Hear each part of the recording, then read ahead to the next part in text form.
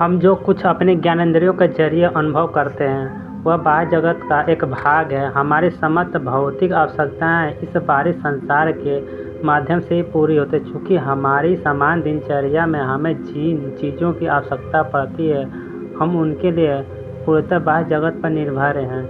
इसलिए बाह्य जगत के साथ हमारा एक गहरा अंतर्बंध विकसित हो जाता है। लेकिन इस बाह्य जगत के अतिरिक्त एक ऐसा संसार भी है जो हमारे ही अंदर मौजूद होते हैं पर हमें दिखाई नहीं देता। एक अलौकिक संसार को हम अंतर्गत कहते हैं। यह पूरी तरह हमारे अंदर ही निहित होता है, लेकिन हमारी भौतिक आँखों के पास वह क्षमता नहीं होती कि वह दिव्यता को दर्शन करने में सक्षम हो सके। हमारी ज्ञानेंद्रियाँ समान रूप से क्षमता के उस स्तर को स्पर्श नहीं कर पाती जिस स्तर तक पहुंचकर हम एक दिव्य जगत की अनुभूति कर पाने में समर्थ हो सके। जहाँ बाह्य जगत हमारे भौतिक शरीर से बाहर की ओर विस्तृत है, वहीं अंतर्गत हमारे शरीर के अंदर विद्यमान है। दूसरे शब्दों में यह कहना उचित होगा कि हमारा भौतिक शरीर बाह्य जगत और अंतर जगत के बीच एक परिसीमा की भूमिका का निर्वहन करता है। चूँकि बाह्य जगत और अंतर जगत दोनों का विस्तार परस्पर विपरीत दिशाओं में है, इसीलिए दोनों एक साथ अनुभव कर पाना असंभव है। विज्ञान के नियम के अनुसार दो परस्पर विपरीत दिशाओं में एक साथ गति कर पाना असंभव है। यही कारण है कि हम आजीवन अपने अंतर्गत से अपरिचित ही रहते हैं, क्योंकि हमारी यात्रा हमेशा बाह्य जगत की ओर उन्मुख होने के कारण हम यह जानने का प्रयास नहीं कर पाते हैं कि हमारे अंदर क्या है।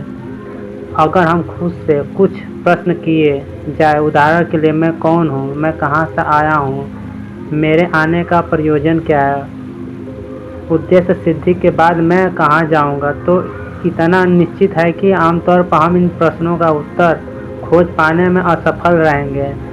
कारण यह है कि इन प्रश्नों का उत्तर हमारे अंतर जगत में मौजूद है और अंतर जगत के ज्ञान को लेकर एक बेहद अनजान है। इसलिए इन प्रश्नों का उत्तर ढूंढ पाना हमारे लिए असंभव है।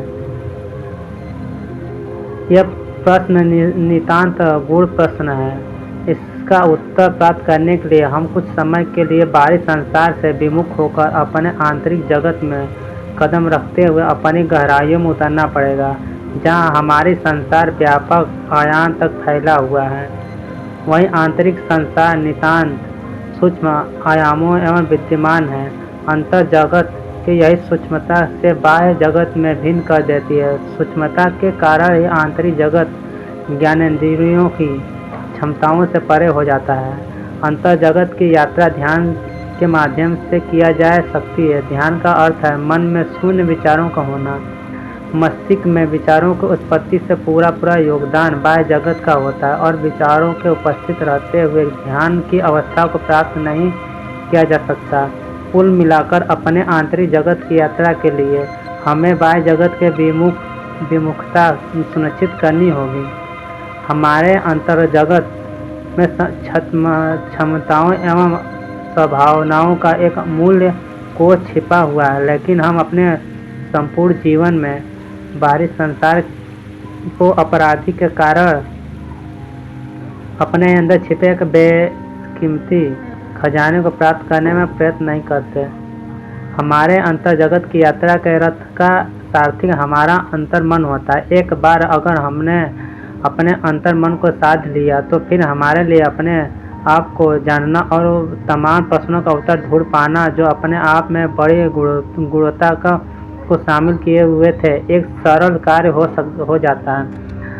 अंतर मन को सच्ची मित्रता हो जाने पर हमारे सामने सफलताओं के अनेक द्वार खुल जाते हैं। बाहरी जगत की वे समस्याएं एवं चुनौती जो हमें किसी पहाड़ के बराबर लगती थी, अंतर मन से साक्षात्कार के बाद वह हमें चुटकियों का खेल लगने लगती है। हालांकि यह सब इतना आसान नहीं है। आंतरिक जगत के परिचित होने के लिए हमें बाह्य जगत की ओर अपनी गति को विराम देते हुए विपरीत दिशा में लौटना पड़ सकता है, जो एक दुस्साध्य कार्य है। लेकिन इतना सुनिश्चित है कि हम एक बार अपने आंतरिक जगत में प्रवेश कर जाएंगे, तब फिर हमें उसे यात्रा में अद्भुत आनंद की अनुभूति होने लगती है। उस दशा में हमें पुनः विपरीत दिशा में अर्थात बाहरी जगत की ओर लौटना कभी अच्छा नहीं लगेगा। अंतर जगत की यात्रा करके हम उन तमाम रहस्यों से परिचित हो सकते हैं जो प्रश्नों का रूप लेकर हम आमतौर पर हमारे मस्तिष्क को परेशान करते रहते हैं। इसके सहारे हम अपने जीवन में बड़े से बड़ा लक्ष्य हासिल कर सकते हैं, क्योंकि अंदर से संसार में नकारात्मक विचारों के लिए कोई स्थान नहीं होता है। हमें अपने ऊपर नियंत्रण करते हुए अपने अंतर्गत में उठने का प्रयास